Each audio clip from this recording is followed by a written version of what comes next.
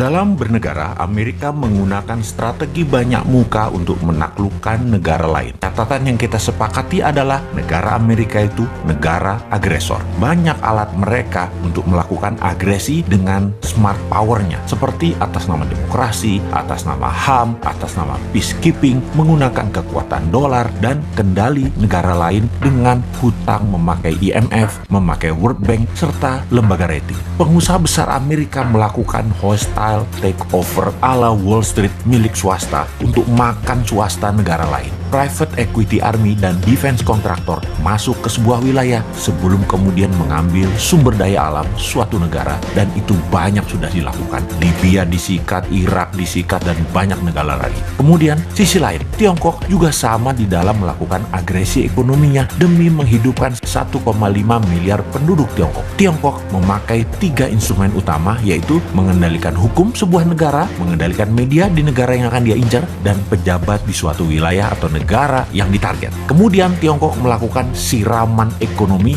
melalui BUMN Tiongkok, uang Tiongkok, SDM Tiongkok, dan teknologi Tiongkok. Indonesia kalau bersama Mardigu Nation New Mind akan juga merubah permainan. Kita tidak akan mau kena instrumen Tiongkok dan tidak akan pakai lagi instrumen Amerika. Jadi ketika mendapatkan mandat siapapun New Mind, maka saran terpentingnya akan diubah pertama-tama adalah posisi Bank Indonesia. Kemudian Kementerian Pertahanan. Kementerian tersebut bukan bertahan dengan menguatkan bedil persenjataan dan mesin perang fisik, namun membangun 5 garda penyerangan. Sungguh, apa yang saat ini manajemennya di Kementerian Pertahanan hanya 1/5 dibandingkan apa yang akan kita bangun dalam Kementerian Perang atau Minister of War atau Department of War ala New Mind. Di negara berdaulat dan negara besar, Kementerian Pertahanan manajemennya dan actionnya sudah berubah sejak 20 tahun yang lalu. Indonesia sudah memiliki banyak panglima, menteri pertahanan, namun sayangnya semuanya old mind, kunonya kebablasan. Sekali lagi, ke depan bukan lagi Department of Defense, itu hanya satu di antara 5 pilar Kementerian Perang Republik Indonesia versi New Mind. Dalam Kementerian Perang ada divisi propaganda luar negeri, ada divisi ekonomi luar negeri, ada divisi telekomunikasi, IT,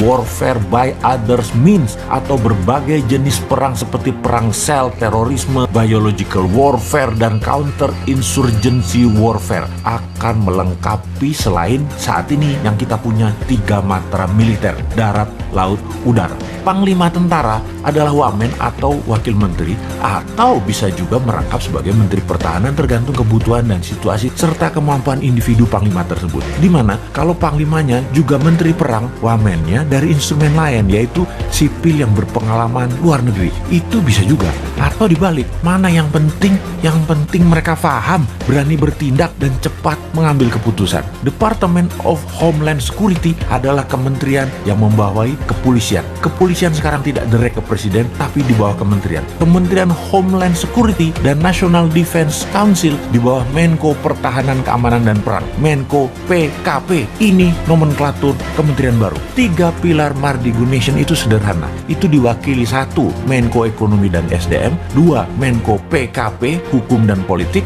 dan 3 Menko Kesra dan HAM. Di dalam membangun kekuatan serang, maka pasukan elit Densus Gultor menjadi 1. Densus di dalam, Gultor serang keluar, dan ofensif ke negara lain. Ini di bawah National Security dan Defense Council. Jadi kalau ada kementerian ditambah, pasti ada kementerian yang dikurangi atau ditutup. Maka Kementerian Tenaga Kerja akan jadi Dirjen Tenaga Kerja di bawah Kementerian Pendidikan. Juga Kementerian Pemuda dan Olahraga masuk ke Kementerian Pendidikan. Kementerian Sosial akan hilang, langsung dikasih ke Pemda, dinas sosial di pemerintahan daerah masing-masing. Kementerian Peranan Wanita ditiadakan, masuk di bawah Menko Kesra aktivitasnya. Penggabungan beberapa kementerian juga dilakukan karena keterkaitan lebih mudah koordinasinya di bawah satu payung kementerian. Kementerian daerah tertinggal jadi dirjen di PUPR. Intinya kementerian saat ini akan berkurang 40% jumlahnya. Pastinya Kementerian BUMN akan ditutup, perusahaan perusahaan BUMN dikurangi jadi di bawah 20 dari 800 BUMN saat ini. Akan di-merger,